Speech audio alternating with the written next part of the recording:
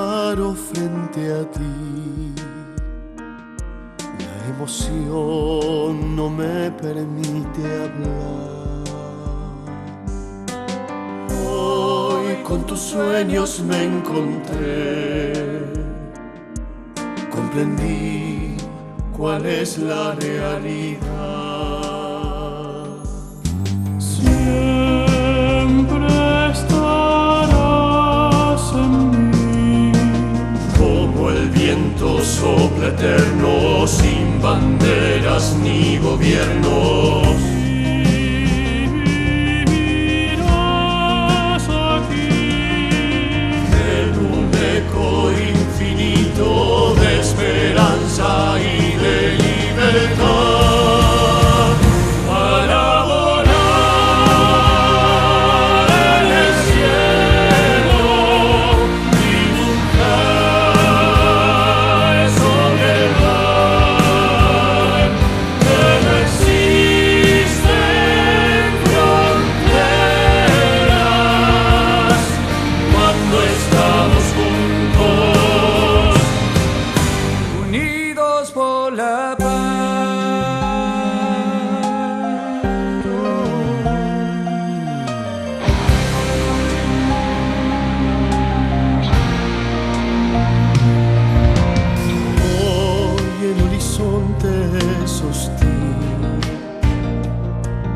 Me recuerda momentos de tu adiós.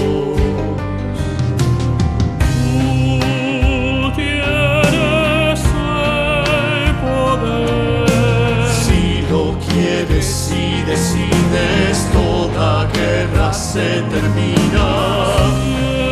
Siento que soy de abril. Sembrarás semillas nuevas y pondrás alas en tus pies para volar en el cielo, dibujar sobre el mar que no existe enemigo cuando estamos juntos. Unidos por la paz, no podré olvidarte. Ojo por ojo, el mundo ciego acabará. Cambiemos el destino, no tomemos las armas nunca más.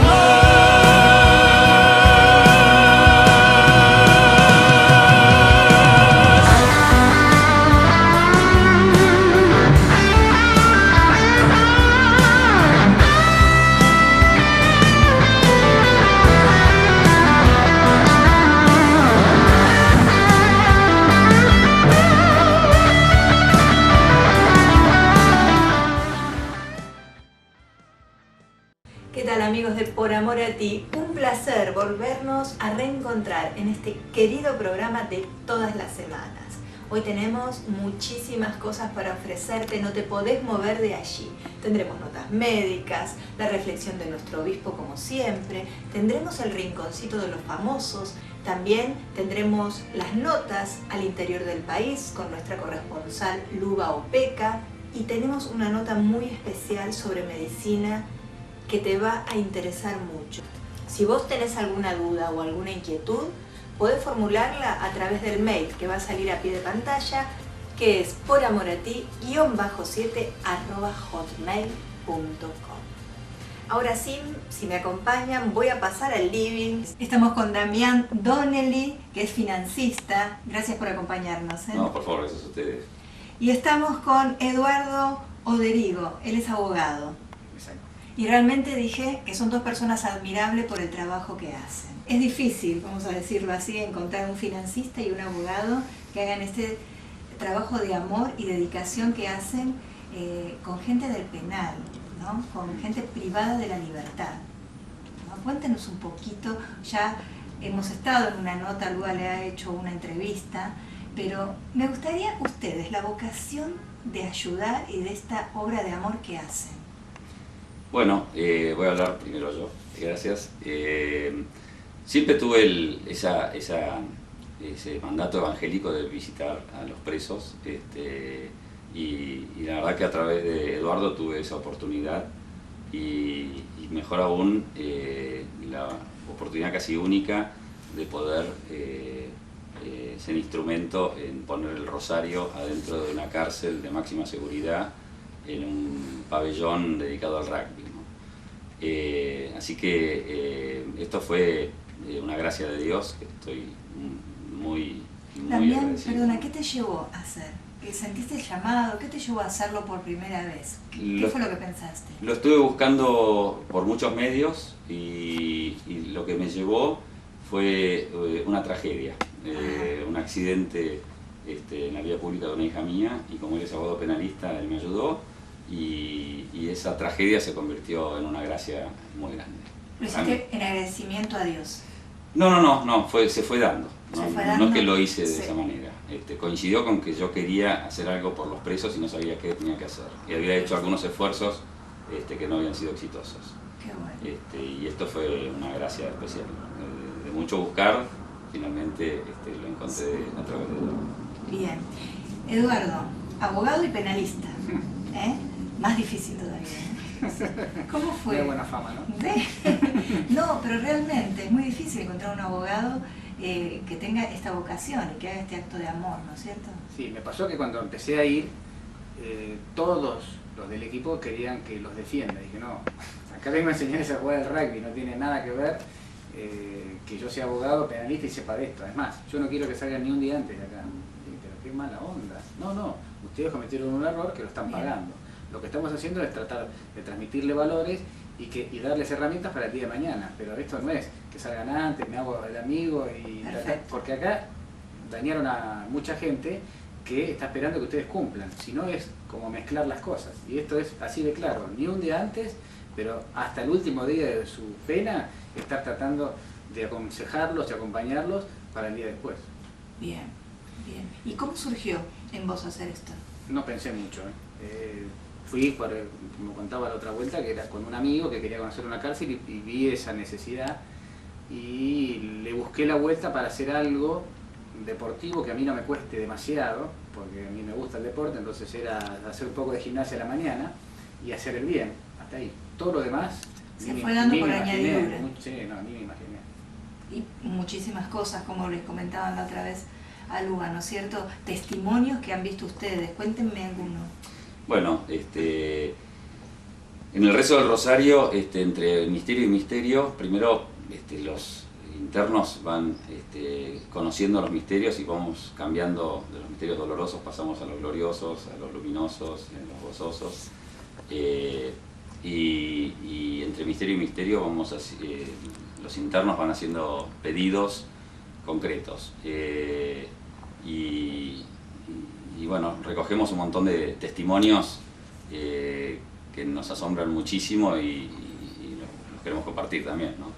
En una ocasión, uno de los internos, que era de una familia muy pobre, eran 12 hermanos muy pobres, se le había volado el techo a la madre de la casa, y este interno pidió a la Virgen que recibiera ayuda porque la verdad que no tenía forma de calmar a su madre, y si llegaba a llover se iban a empapar todos los familias y colchones y todo.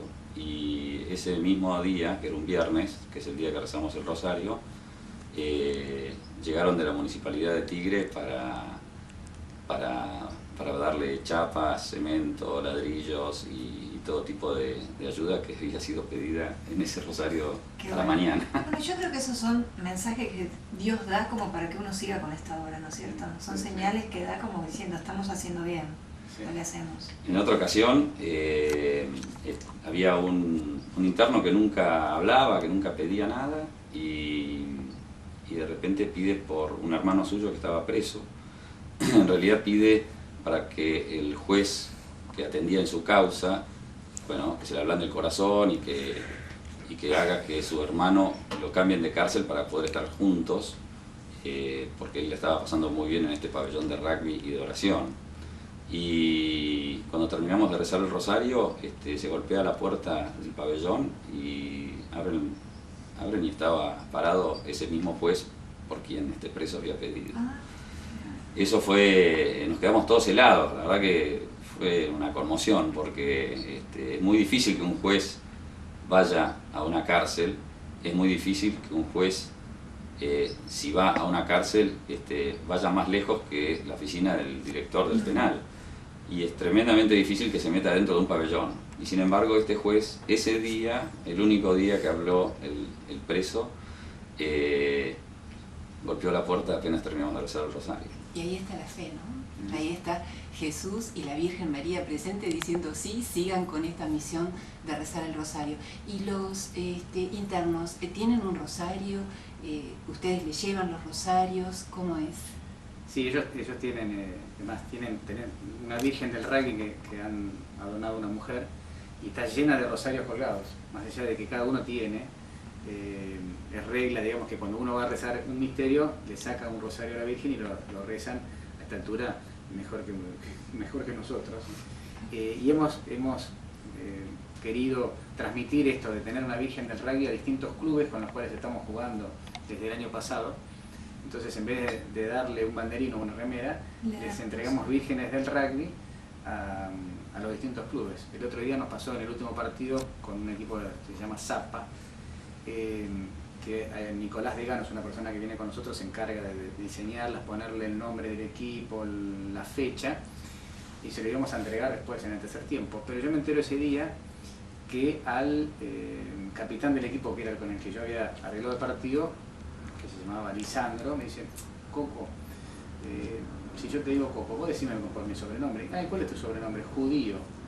Y digo, bueno, tenemos un problema, Damián. Le vamos a entregar una Virgen del Rugby a Judío. Y bueno, qué mejor, seguimos avanzando, que se la entreguen dos internos, uno que se llama Jesús y otro que se llama Ángel.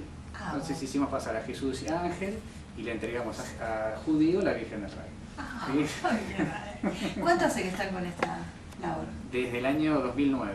2009. Y en ese transcurso del tiempo, han salido internos y ustedes han podido ver su recuperación, su reformarse. Se hizo una estadística, la jefa del servicio vio que el grado de violencia bajaba tanto dentro de la cárcel que empezó a ver qué pasaba con los que salían. La media, digamos, el nivel de reincidencia es arriba del 65% reinciden, es decir, 2 de 3 salen y entran, Sí. Pero de los que jugaban al rugby no llegaban al 2%.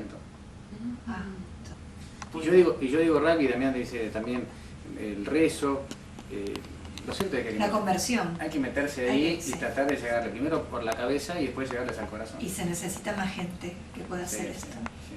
Les agradezco mucho, se nos acaba el tiempo, pero realmente es un lujo tenerlos y gracias por el testimonio de vida, de fe y bueno, y siguen adelante. Bueno, muchas gracias. Nos vemos. Nosotros continuamos como siempre en Por Amor a Ti.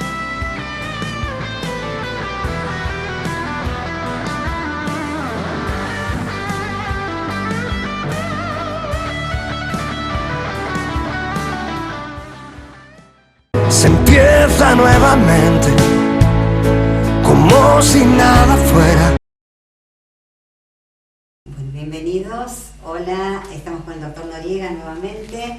El doctor Noriega es dermatólogo del Hospital Británico y miembro de la Sociedad Argentina de Dermatología. Y nos volvemos a encontrar en el mismo rincón de este lugar hermoso que es la Botica del Ángel, que pertenece a la Universidad de El Salvador, en el sector que se llama Cine de Carlos Gardel, que tiene un homenaje también en este mismo lugar a Leonardo Fabio, como vemos ahí. Y que yo ahora voy a bautizar el rincón dermatológico, porque todas las entrevistas que le hemos hecho al doctor Noriega han sido en este lugar, así que bueno, vamos a continuar acá en nuestro lugar de comodidad. Gabriel, gracias por estar de vuelta con nosotros. Y el tema que vamos a tocar hoy es la rosácea, que este es un tema me parece que es de consulta bastante frecuente y de preocupación por parte de los pacientes, porque creo que es más frecuente de lo que creemos y muchas veces ni siquiera se llega a hacer el diagnóstico. Seguro. La rosácea la definimos como una dermatosis, un cuadro cutáneo dermatológico que tiende a ser crónico. Es algo inflamatorio, lo cual al día de hoy no se sabe a ciencia cierta cuáles son los mecanismos que desencadenan este proceso patológico. Lo que sí también sabemos es que hay distintas graduaciones con respecto a cómo afecta al paciente. Desde cuadros leves, con un poquito de enrojecimiento, cuadros moderados, donde ya el enrojecimiento es un poco más sostenido, puede estar acompañado de pústulas o granitos en regiones de las mejillas, en región de la nariz, hasta ya cuadros graves cuando no solo hay un enrojecimiento de forma permanente, sino que aparecen nódulos, quistes y a veces tiende a generarse agrandamiento de la nariz, agrandamiento de la frente, agrandamiento del mentón, que ya estos son pasibles de tratamiento un poquito más agresivo que cuadros leves. ¿Hay formas de poder evitar que la rosácea progrese, esas formas más complicadas? Seguro, usualmente estos cuadros más complicados, como acabas de mencionar, son aquellos pacientes que no han tenido un diagnóstico adecuado, un diagnóstico precoz y un tratamiento adecuado. Lo que nosotros vemos es que pacientes con cuadros de rosácea leve son pasibles de recibir tratamiento por boca, tratamientos tópicos con cremas y tienden a resolver en gran medida su cuadro. Más si esto se le conviene tratamientos láser, como por ejemplo la luz pulsada o láseres vasculares, que tienden a coagular y a cerrar los vasitos, que son aquellos que se dilatan y generan el enrojecimiento en la región de la mejilla. ¿Influye el ambiente como para desencadenar esto? Me refiero a que un ambiente es muy calefaccionados o en días de muchísimo calor. ¿Hay algún factor así físico, ambiental que contribuye? Totalmente. Esto es un mix, una mezcla de un proceso inflamatorio en la piel con un proceso de vasodilatación, en lo cual los vasos, que son muy pequeños, tienden a ensancharse, a dilatarse, a generar este enrojecimiento y a exacerbar la inflamación. Vemos que los cambios de temperatura brusco o situaciones donde hay mucho calor o situaciones en las cuales hay una exposición a la radiación ultravioleta del sol, incluso también a las radiaciones de las lámparas, tienden a ser situaciones que exacerban la rosácea.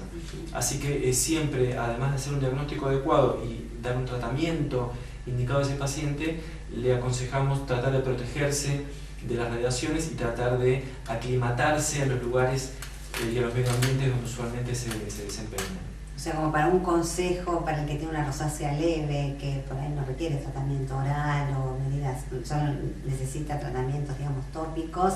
O sea, convendría manejar un poco la temperatura ambiental como para controlar la situación. ¿Estoy errada? Totalmente. ¿O es así? Es así. Tratamos de que el paciente tienda a estar en lugares con un ambiente más templado, evitar situaciones de mucho calor, como situaciones de la cocina, situaciones de fuego, estar cerca de fuentes de calor, más ahora en invierno como pueden ser las estufas, y siempre le aconsejamos algún tipo de crema o tópico refrescante, que pueden ser derivados de aloe vera, siempre hablando de productos dermatológicos. Es muy popular el uso de la aloe vera, cortar la hoja y colocarla directamente. ¿Conviene así o es un poco agresivo un tratamiento de ese tipo? Nosotros desaconsejamos aplicar el aloe vera al 100%, como acabas de mencionar, porque muchas veces tiende a generar dermatitis irritativa. Así que lo que indicamos son productos dermatológicos que estén aprobados por ANMAT y que tengan concentraciones adecuadas de aloe vera, que no son al 100% con la planta. Perfecto. ¿Las personas con rosácea tienen que tener algún cuidado especial en el verano con la exposición solar? ¿Usar mayor protección que el resto? ¿O tienen que tener alguna protección en invierno contra el sol? El paciente que sufre de rosácea tiene que tener protección a la radiación ultravioleta durante todo el año. Y una de las indicaciones dermatológicas para evitar que la enfermedad progrese o se exacerbe es evitar de toda forma la exposición al sol. Entonces no solo aconsejamos que utilicen factores de protección alto estamos hablando de no menos de 30, 50, y además de eso evitar la exposición directa al sol. Entonces, a pesar de que a muchas pacientes con rosácea no les gusta la indicación médica, les decimos que exponerse al sol, incluso con un protector solar alto y en horarios buenos, nosotros no lo aconsejamos. ¿Ni siquiera en horarios buenos? Ni siquiera. Bueno, y en invierno conviene tener protector solar, o en época por ahí primavera, que empieza el calorcito, o no hay que tener protección en ese momento? En los últimos años hemos visto que la protección solar como aditivo para las cremas dermoestéticas o de belleza es un valor agregado, ya que la exposición que tenemos al sol la tenemos durante todo el año, obviamente mayor intensidad en verano que en invierno, pero también estamos expuestos a otro tipo de radiaciones como son las radiaciones de los monitores de las computadoras, de las lámparas de los lugares donde nos desempeñamos actualmente, y el poquito de sol que podemos recibir todos los días cuando nos trasladamos de un lugar a otro. Sí, realmente estamos dentro, así que es poca la exposición. Teniendo en cuenta que además muchos de nosotros podemos hacer actividades al aire libre los fines de semana, hacer caminatas, bicicleta, running, y ahí es donde uno cree que porque hace 5 grados y está soleado no pasa nada, pero ahí es donde aconsejamos que el paciente se cuide, y el paciente, cuando lo informamos con respecto a todos estos cuidados y ve los beneficios que tiene de cuidarse del sol, después el paciente solo se cuida y no tenemos que refrescarle la memoria de cuidarse. ¿La protección que deben usar en invierno es menor que la del verano o es necesaria una pantalla igual que en el verano? En invierno pueden tener protectores solares que sean menores, pero como te mencioné hace un rato, usualmente los productos dermatológicos que están indicados para la rosácea y los indicados de día ya vienen con algún factor al menos de 30 o 20, que para épocas de otoño e invierno es más que adecuado. Exacto. Bueno, muy claro, como siempre, muchísimas gracias. Y sí te voy a convocar para rápidamente poder hacer otro micro, si tenés tiempo, sobre lunares. ¿Cómo no? Que me parece que es un tema también sumamente importante, y cuándo tenemos que prestarle atención, cuándo no, perdón, cuándo consultar. Así que bueno, muchísimas gracias nuevamente y nos vemos prontito. Se empieza nuevamente, como si nada fuera.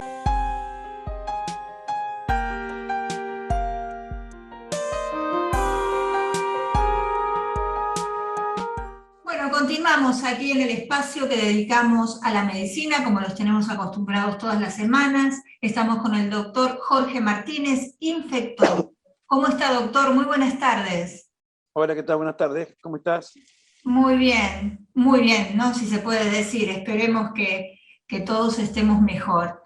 Y en este micro, ¿no?, que tenemos todas las semanas, vamos a hablar de la vacunación, que es un tema que dejamos pendiente, de todas las otras vacunas que deberían darse, pero tengo que hacerles las preguntas que siempre me formulan sobre la pandemia. Primero empezamos con algunas preguntitas que me han hecho los televidentes y los oyentes también de la radio. ¿Qué pasa con las vacunaciones? Hay mucha gente preocupada que se ha dado la primera dosis de la Sputnik y no llegan, o tienen miedo que no llegue la segunda dosis.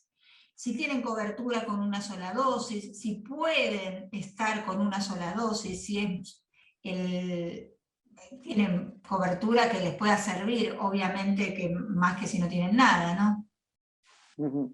Es un tema complejo, porque en realidad la vacunación está programada, digamos, para que la cobertura adecuada sea con 2 dosis. El punto está que, además de todo, tenemos que agregar el hecho que la vacunación fue realizada para la cepa, digamos, natural o la original, que se originó allá en China en diciembre de 2019.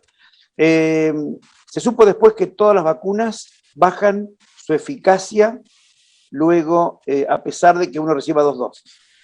Y con una dosis hay solamente datos de algunas vacunas que han bajado su eficacia. Así, por ejemplo, se ha visto que con algunas variantes las vacunas son eficaces en un 30, un 40%. No está tan claro con la vacuna Sputnik qué pasaría. La estimación sería que sería más baja con una dosis, pero no sabemos exactamente cuánto más baja. La segunda dosis es necesaria.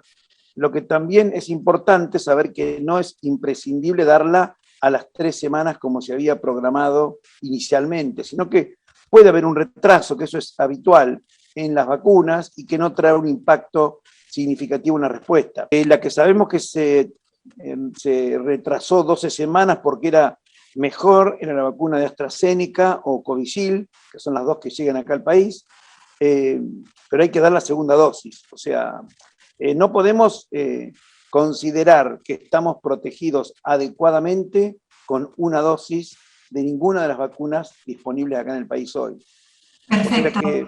está entendible, pero siempre, antes que nada, es mejor tener una. No, eso, o sea, siempre Sí. decimos por supuesto que si lo vamos a comparar con ninguna vacuna, obviamente que no, definitivamente sí o sí la vacuna previene, es eficaz, pero no en el grado Que que se debería había serlo. publicado inicialmente, donde se la comparaba con la cepa original de Wuhan, que ahora ya Claro. diría que no está En sirviendo. un momento se dio una información que con una sola dosis de la Sputnik se cubría casi un 90%, pero eso se hablaba con la primera cepa. Exactamente. Ahora hay otra Cercano cepa. a un 92%. Claro, Pero eso fue el trabajo original que he realizado con las cepas, la original, digamos. las originales, ahora hay un Donde montón. comienza la Bueno, pandemia. roguemos y esperemos que lleguen las otras dosis y se puedan vacunar todos, ¿no? Sí, Después está la otra parte, que bueno, esta ya la contestamos la semana pasada, lo de la AstraZeneca, de los coágulos, ya lo contestamos, lo dejamos bien claro, no vamos a seguir repitiendo lo mismo. Con la aprobación de la vacuna, de la Sputnik, siguen preguntando por qué no está la aprobación en muchos países, pero en otros países sí la aprobaron, porque se ha dado en 56 países, ¿es así? Sí, se ha dado en muchos países, pero bueno, los países habitualmente Europa Occidental, Estados Unidos, Canadá, etcétera, no la han incluido en su armamento, digamos, de tratamiento. No, digamos, la vacuna en análisis que han hecho autores inclusive de varios países, esta es una vacuna que está posicionada muy bien, está un poco por debajo de Pfizer y Moderna, pero siendo efectiva y protege. Pero bueno, como todas, ha disminuido en este momento por las variantes. Por las distintas variantes. Bueno, pero vamos al tema que dejamos pendiente la semana pasada, que hay muchas otras patologías que se han dejado de tratar y muchas otras vacunas que deberían darse. ¿Cómo cuál, doctor? Bueno, esto uno sabe que ciertas poblaciones de pacientes, comenzando la etapa invernal, la etapa de frío, tienen que recibir vacuna antigripal, y aquellos que no recibieron vacuna antineumocóxica deben recibir la vacunación antineumocóxica también. Esto es en la población habitualmente que tiene algunos factores de riesgo, como es cardiopatías, enfermedad hepática crónica, enfermedad pulmonar crónica, inmunodeficientes, etcétera, etcétera. Esas personas tienen que recibir la vacunación anual antigripal, que si bien no tenemos aún circulación de virus de gripe, es muy probable que pueda llegar a venir coincidiendo con la etapa de frío, con la época de frío, ¿no? Claro. ¿Estas vacunas hay que pagarlas? Vamos, para quien no sepa, a decirlo. ¿Hay que pagarlas o se dan gratuitamente? No, están provistas por el Estado para las poblaciones de riesgo, que son menores de 65 años. Esas personas se las provee el Estado de manera gratuita. Obviamente con una orden médica que, digamos, que justifique el hecho de por qué se está indicando. En los mayores de 65 años sanos, se los provee el Estado de manera gratuita, o sea, también. Pero si una persona joven quiere vacunarse para gripe, no tiene ninguna condición de riesgo, en ese caso sí la debería comprar. Bien, perfecto, eso quedó clarísimo. ¿Cuál otras vacunas en esta época es indispensable, aparte de las que mencionó? No, lo que tiene que ver con las cuestiones estacionales, básicamente es tener al día el antigripal anualmente y tener al día la vacunación antineumocóxica. Las demás no tienen estacionalidad, como son vacunas de hepatitis B, hepatitis A, vacunas de HPV, entonces son las vacunas en las cuales la persona debe tener, vacuna antitetánica, son vacunas que debe tener al día, pero que bueno, no tienen que ver con una estacionalidad, cuando utilizarla o cuando es imprescindible utilizarla. Doctor, ¿todas estas vacunas son a virus muerto? ¿Cómo es la vacuna? Son inactivadas, claro. Estas son inactivadas. Estamos hablando de, bueno, hepatitis B es una vacuna recombinante, que también es no tiene que ver con ningún microorganismo vivo de ningún tipo, absolutamente nada. Y esto es bueno, atinada a tu pregunta, por el hecho de que hay una sensación de mucha gente que cree que si se vacuna para gripe, después presenta síntomas de gripe. El virus no es capaz de provocar ningún tipo de enfermedad porque es un virus inactivado, no tiene ningún tipo de capacidad biológica de reproducirse y generar síntomas de gripe. Claro, es muy bueno aclararlo sobre estas vacunas, ¿no? porque se genera el pánico con las vacunas ahora que se están dando del COVID, que dicen que tienen miedo que se contraigan la enfermedad cuando se vacunan. Eso definitivamente no. Vacuna antigripal es virus inactivado, lo mismo que la vacuna para neumococo. Después la vacuna, por ejemplo, hepatitis B recombinante, se le inyecta un pedacito del virus aún nada más, que obviamente no tiene ninguna actividad biológica. Lo mismo hepatitis A también. O sea, todo ese tipo de vacunas son inactivadas, podemos decir, no tienen actividad biológica y no provocan la enfermedad de ninguna manera. Pero claro, si una persona se vacuna para gripe y tiene a los pocos días un síntoma de resfrío, algo parecido a una gripe, en general lo atribuyen a la vacunación. Y existen muchos otros virus respiratorios que pueden dar cuadros similares en las vías respiratorias, pero que no tienen nada que ver con la gripe. No tiene nada que ver con la vacuna. Y que por supuesto la vacuna para la gripe no los previene, y uno puede contraerlos perfectamente. Sí, pero no en grados graves o que se desenlace. No, para nada. Son cuadros de resfrío y menores. Eso está muy bueno aclarar, porque la gente con todo este tema de la pandemia, primero que está desinformada y segundo que ha dejado de cuidarse con las otras patologías. No me canso de decirla, que tienen que seguir cuidándose con las patologías que tiene cada uno. Porque si no, es lo mismo, nos cuidamos de algo, pero nos vamos a morir de otra cosa. No, por eso, no. Creo obviamente que no hay que descuidar el control de patologías importantes, pacientes con patologías neoplásicas, etcétera. Es importante que continúen con sus tratamientos en tiempo y forma, porque obviamente eso también impacta en el pronóstico.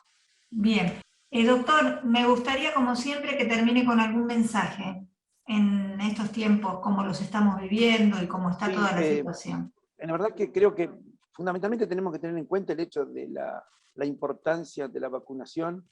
Sabemos que en muchos países la gente no está queriendo vacunarse por temores.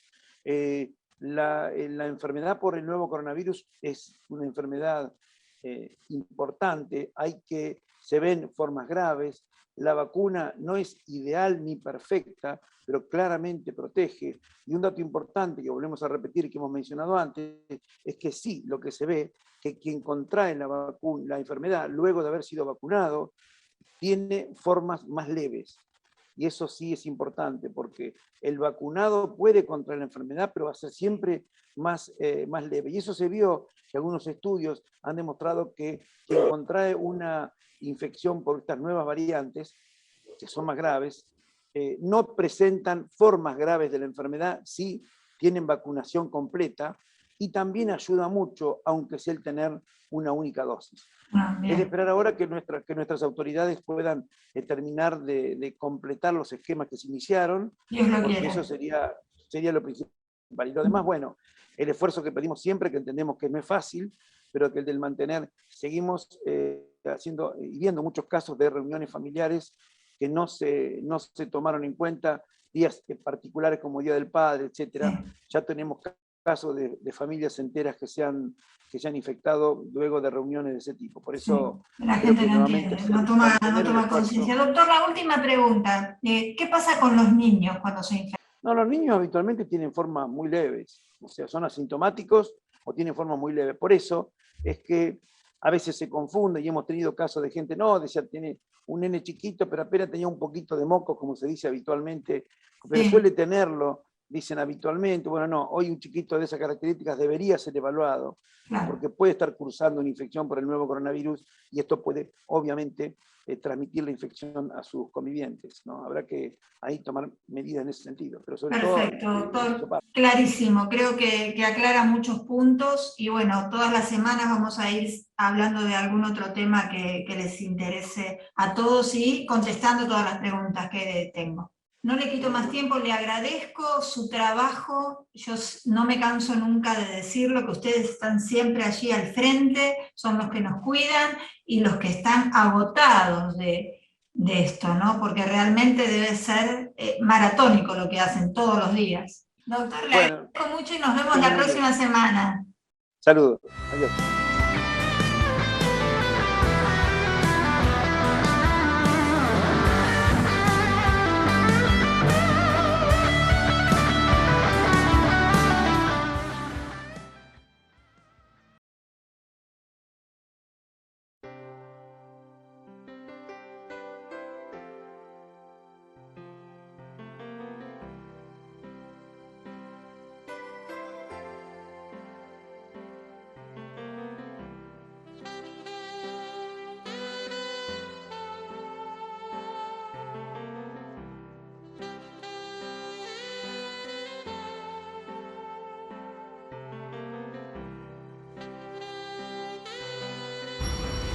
Queridos amigos, nos encontramos en el barrio porteño de Montserrat, en la plazoleta Anchorena, ubicada exactamente en Avenida Belgrano y la calle Piedras. Y aquí se encuentra un olivo, el olivo de Nelson Mandela. ¿Vamos a verlo? Este olivo fue plantado por la UPF Argentina y por la Casa de África de Argentina, un 18 de julio del 2018. ¿Por qué ese 18 de julio? Porque la ONU declaró ese día como el Día Internacional para conmemorar a Nelson Mandela, que nació ese día. ¿Quiénes participaron?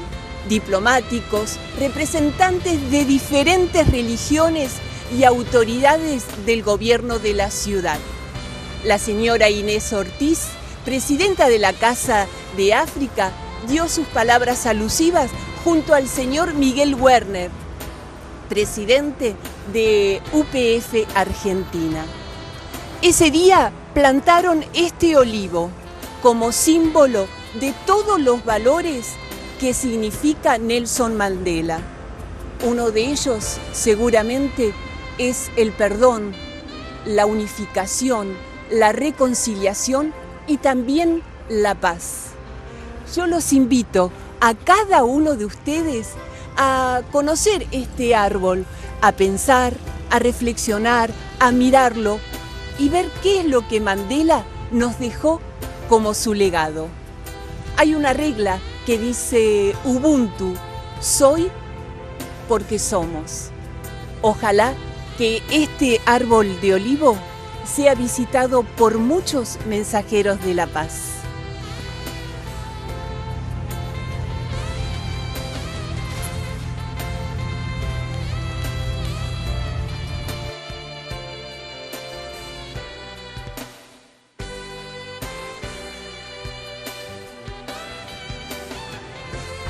Y ahora les quiero contar por qué motivo lo hicieron aquí en este barrio de Montserrat.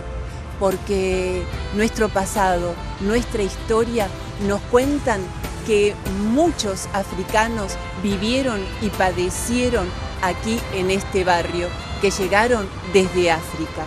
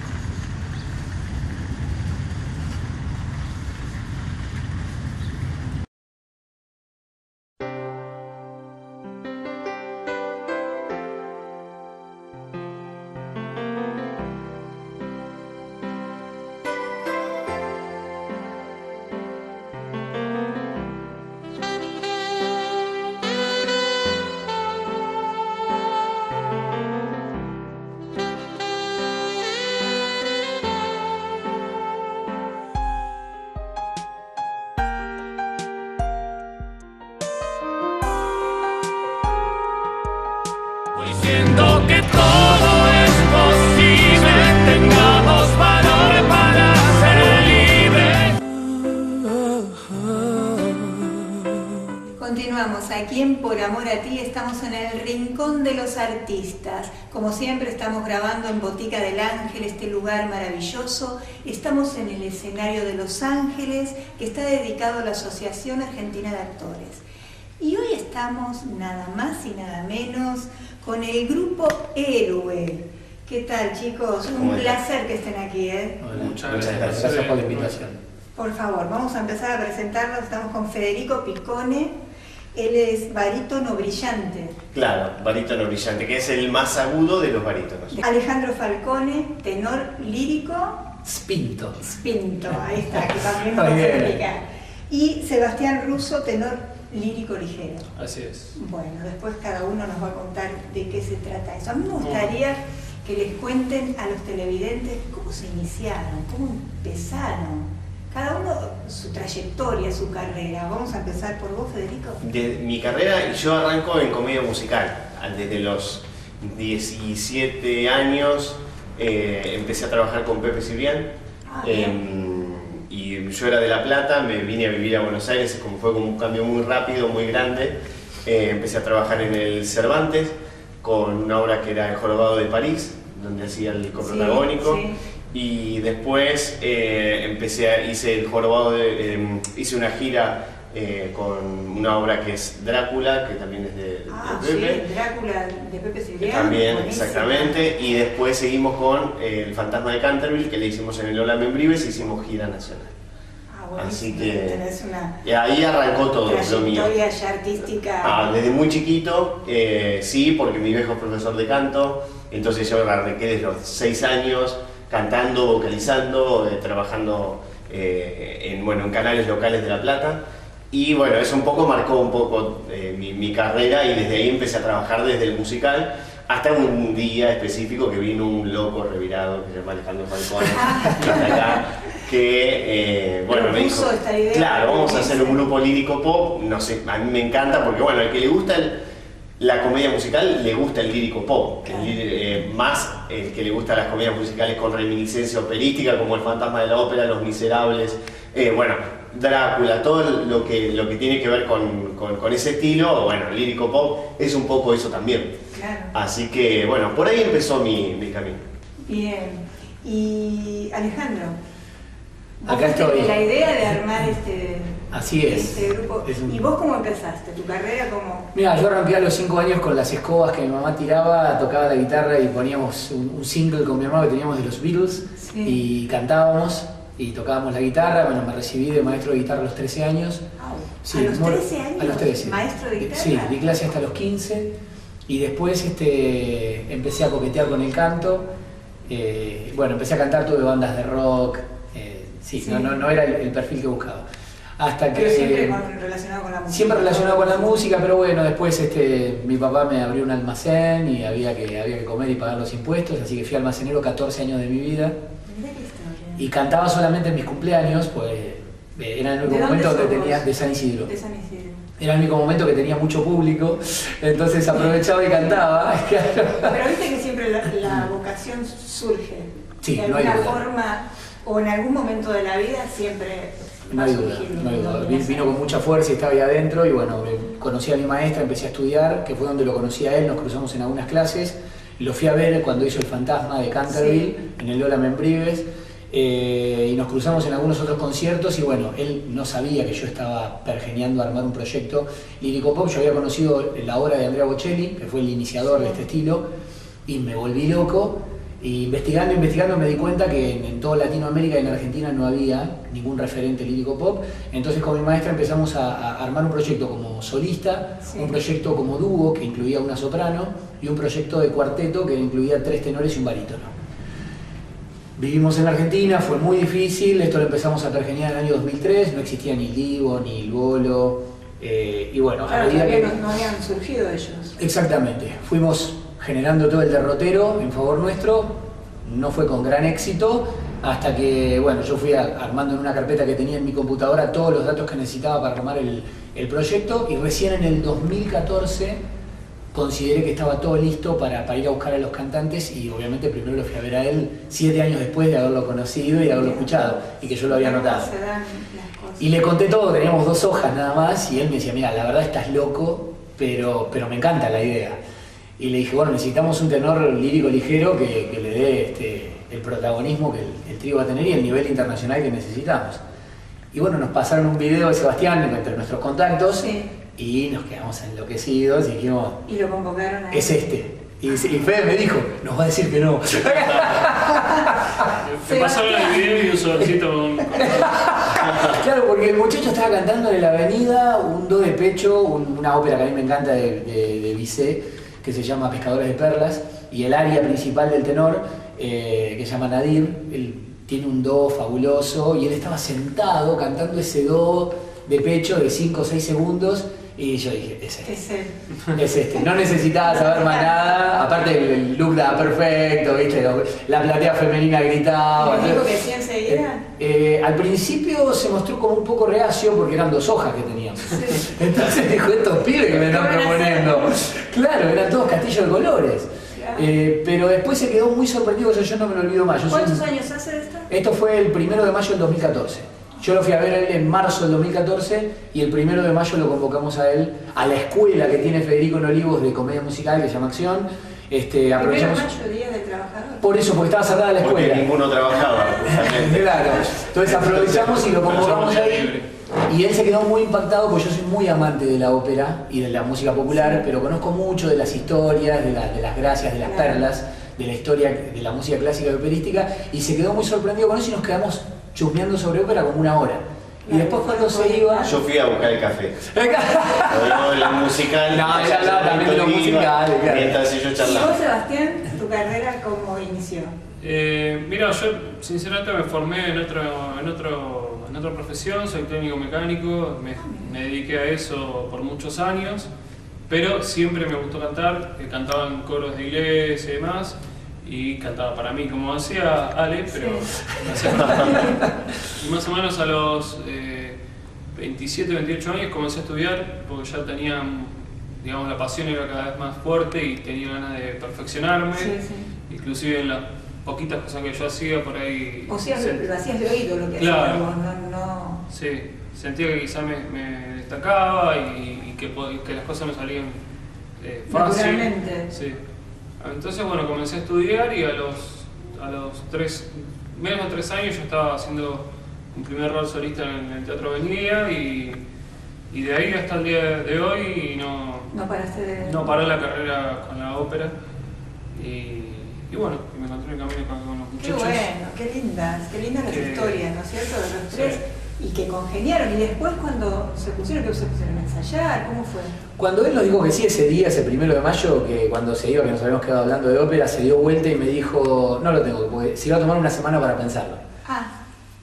Y yo me acuerdo que le dije... Pero sin conocerlo. Sin conocerlo. Claro, eso era lo más difícil. Porque nosotros nos conocíamos, de última uno te llama, ya sabemos. Es como que lo estamos llamando dos perfectos desconocidos. Exacto. Y yo tuve la locura de decirle en ese momento, mira, si dudas un 1%, decime que no. Digo, porque esto va a funcionar sí o sí y no quiero tibios en el grupo. Entonces, o sí 100% o directamente decime que no. Entonces me dijo, bueno, me voy a tomar una semana para pensarlo, me dijo. Yo cuando le dije eso, Fede me miró como diciendo, estás loco, déjalo pensar tranquilo. Y bueno, yo me la jugué porque... Yo estaba muy convencido del proyecto, estoy muy convencido de lo que es Héroe. Entonces, bueno, nos quedamos hablando de ópera y cuando se iba, se dio vuelta y me dijo, no necesito pensarlo. Sí, vamos para adelante, me dijo. Así que tenía que ser. Entonces dijimos, vamos a ponernos una última prueba. Nos juntamos a ensayar, ponemos una pista de un tema, ensayemos este tema, tomamos el tema Volver a Amar de Cristian Castro. Dijimos, yo tengo una pista, estudianlo cada uno por su lado, y nos juntamos y empezamos a cantar. Cantás un rato vos, un rato yo, hacemos voces. Si sucede la conexión y la vibración, nos vamos a dar cuenta. Y si no sucede, nos damos la mano, un gusto haberte conocido. Vale la pena intentarlo. Exactamente. Y el primer día que nos juntamos y empezamos a cantar, empezaron a fluir unas melodías que se nos ponía la piel de faisán y dijimos, es por acá. Mira. Así que y allí empezó ahí se confirmó. Y ahí empezaron. ¿Cuáles fueron sus primeros trabajos? En realidad empezamos a filmar videos, demos, a buscar canciones en función de todo lo que yo había escrito, que los aburría con toda la información. Y después de eso... Teniendo, cada uno su trabajo individualmente. Claro, exactamente. Y después de eso nos íbamos juntando en los horarios que se podían, en los días que se podían, en donde se podía. Y después de eso, bueno, logramos, después de tanto batallar con demos, mostrar reuniones con productores, con discográficas, lograr cerrar contrato con una discográfica, con los inversores. ¿Y lo hacían ustedes o tenían representantes? ¿Todo lo fueron haciendo ustedes? Lo fuimos haciendo todos nosotros, éramos nosotros tres, nada más. Y ahí se empezó a abrir un poco cuando nos empezaron a conocer. Y se van haciendo los contratos, ¿no es cierto? Y BMB, por ejemplo, se mandó una producción fabulosa con la distribución de Sony Music de nuestro primer disco, que se hizo bajo la dirección musical de Emanuel Ortega. Sí, la vi. Y a partir de ahí, digamos, todo lo que fluyó en función de ese disco fue todo a nivel internacional, porque las cuerdas son de la Sinfónica de Bratislava grabadas en Eslovaquia, la masterización es de Antonio Valio, que masteriza Alejandro Sanz, Laura Pausini en Italia. Los arreglos son de José Luis Pagán, que bueno, trabaja en Estados Unidos con Marc Anthony, con Thalía, con Chayanne. Todo fue de primer nivel. Qué bueno, y, qué bueno. ¿Y no pararon de trabajar desde ese momento? ¿No pararon de hacer show? Y cada año, por suerte, crece, llevamos la estadística, crecemos. Qué bueno, qué bueno. ¿Qué están haciendo actualmente? En este momento... Yo te abro a vos, abren... Sí, yo... Pasa que a él le gusta hablar. Le gusta hablar, le gusta. Tienen razón. No, yo abre con tu rey. Comenzamos el año con una temporada en Villa Carlos Paz. La verdad muy exitosa, una hermosa experiencia. Yo por lo menos nunca había... Estos chicos sí, porque son más de las plumas, no sé. ¿Cómo de las plumas? A la avenida del Colón. Ahora entiendo por qué no quiere que hable. Por lo menos en Argentina cantás de marzo a diciembre. Sí. Después de diciembre a marzo descansás. Claro. Y no, acá con los muchachos nos fuimos a Villa Carlos Paz. Con el conchero. Y metimos temporada ahí en enero, bueno. Sí, en enero. Enero, febrero descansamos. Y a partir de febrero arrancamos con gira nacional, en la que estamos... ¿Y en abril las Malvinas? Permanentemente. Sí, bueno. Qué buena producción la de las Malvinas, qué bueno lo que hicieron. Sí. Estamos en gira, pero con ese paréntesis que hicimos en abril, de viajar a las islas y filmar un tríptico increíble. Sí, hermoso. Nos trajimos un material maravilloso, que ya hay un video en las redes. Emocionante, a mí me hizo llorar, la verdad que sí, muy fuerte. Sí, muy fuerte. Muy fuerte. Gracias, la verdad que para nosotros es un placer, un elogio que te haya pasado eso, porque fue conmovedor estar ahí, sí. Hacerlo por esa causa, poder pisar ese terreno, sentir la adversidad del clima y social que hay. Y a ver, me quiero imaginar cantando esa canción en fue, ese lugar, debe haber sido... Fue fuertísimo, se grabó obviamente en un estudio, pero el filmarlo solamente, intentar cantarlo con ese clima y en ese escenario... Sí.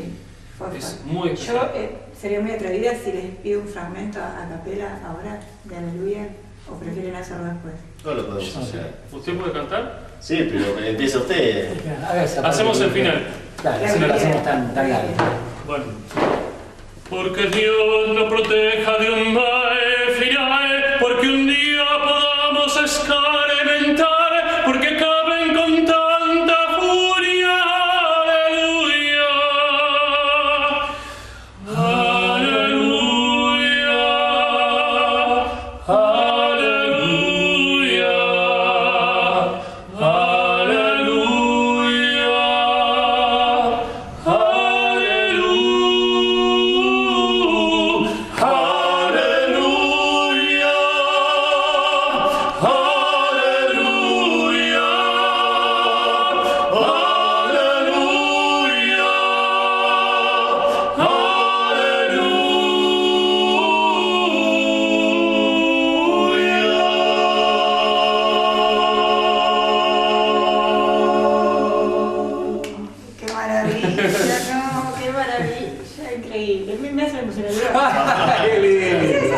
Muchas gracias. Hermoso, hermoso. Muchas gracias. No, es increíble, la voz que tienen.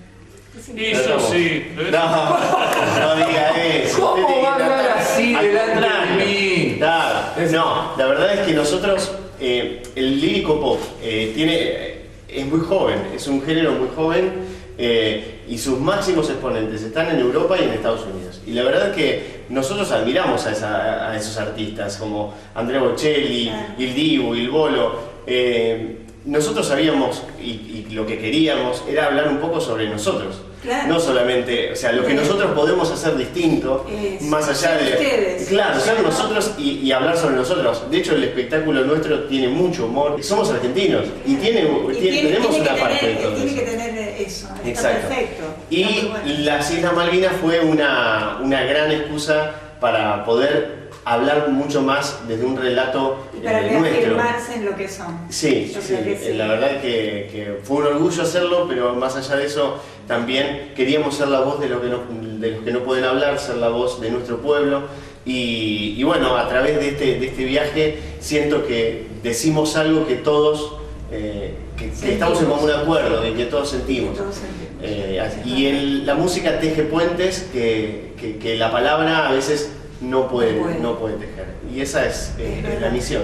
Qué lindo. Y en función de eso, digamos, nosotros también pensamos que tenemos la maravillosa oportunidad, o tenemos la dicha de poder vivir de lo que amamos, Y digamos, como para cerrar el círculo en el universo, generalmente la pregunta es, ¿qué hago yo por la sociedad? ¿Qué hago por el mundo?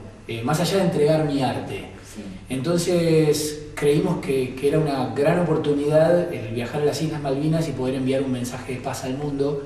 Ya en nuestra primera placa tenemos un tema de propia autoría del grupo que se llama Soñemos que todo es posible, que habla un poco de esto, y están en el videoclip los 6 líderes más grandes digamos, mundiales en referencia a la paz, al amor, como son Gandhi, Mandela, Teresa de Calcuta, John Lennon. Entonces es como que nos gustaría cerrar lo que se le llama el famoso Dharma, es decir, a través de lo que uno ama, devolverle al universo esa energía. Y bueno, creímos que era el escenario correcto que argentinos vayan a las Islas Malvinas a cantar un himno por la paz. Les deparo todos los éxitos como los vienen teniendo, les agradezco haber pasado por aquí por amor a ti. Y antes de irse rápidamente, sé que están un poquito apurados, cada uno de ustedes den un mensaje a las cámaras desde su corazón. El programa, como les dije, se llama Por Amor a Ti.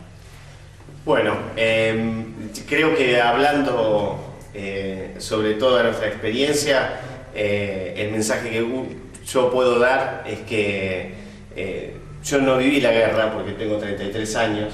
Intenté mirar videos de YouTube, leer para entender un poco lo que había pasado y ir al viaje. Y realmente lo que no te dan esos videos, lo que no te transmiten son el frío. No te transmiten el frío, no te transmiten el hambre. Y realmente estar ahí, estar en un lugar donde hace 37 años pasó una guerra y parece que haya sido ayer. Creo que el mensaje es: no hay camino hacia nada que sea bueno para la humanidad mediante una guerra. Así que me parece que es algo que tenemos que aprender, que lo aprendimos, pero que tenemos que reforzarlo para las próximas, para los próximos tiempos que vengan, que tengamos eso muy claro. Bien. Yo me pido con 2 frases cortitas de uno de mis más grandes ídolos, el Mahatma Gandhi, que es que recordemos: no hay camino hacia la paz es el camino, y tengamos mucho cuidado de cómo nos tratamos y cómo tratamos el planeta, porque ojo por ojo el mundo se va a quedar ciego. Bueno, yo frases no tengo, lo que sí invito a todos, porque nosotros lo hemos conseguido, a perseguir sus sueños, a luchar por ellos, porque se puede llegar a vivir o a tener una profesión que uno ama. Y una vez alcanzada esa meta, invito a todos a que, como lo estamos tratando de hacer también nosotros, podamos devolver a los demás algo de lo que nos tocó a nosotros. Así que nada más. Muchas gracias. En todas las redes sociales, Héroe Lírico Pop. Perdón. Héroe Lírico Pop. En todas las redes. A pie de pantalla va a salir. Instagram, Twitter, Spotify, No, perdón. Facebook, Twitter. Gracias, Federico. Gracias, Alejandro. Gracias, Sebastián. Gracias, Grupo Héroe. Gracias a vos. Nosotros, como siempre, continuamos aquí en Por Amor a Ti.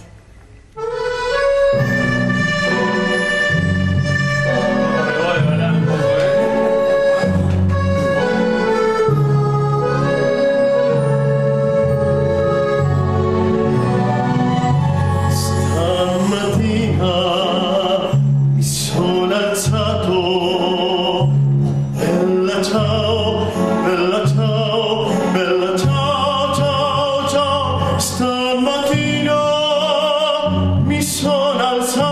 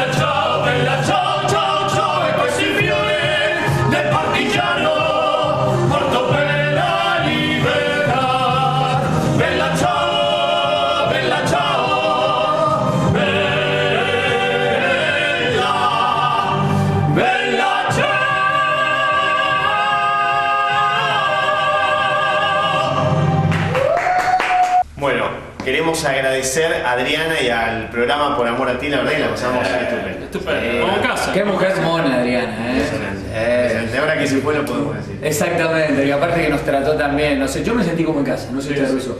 No es como mi casa, porque mi casa se fue algunos detalles, pero me sentí como en casa. Gracias, muchas gracias.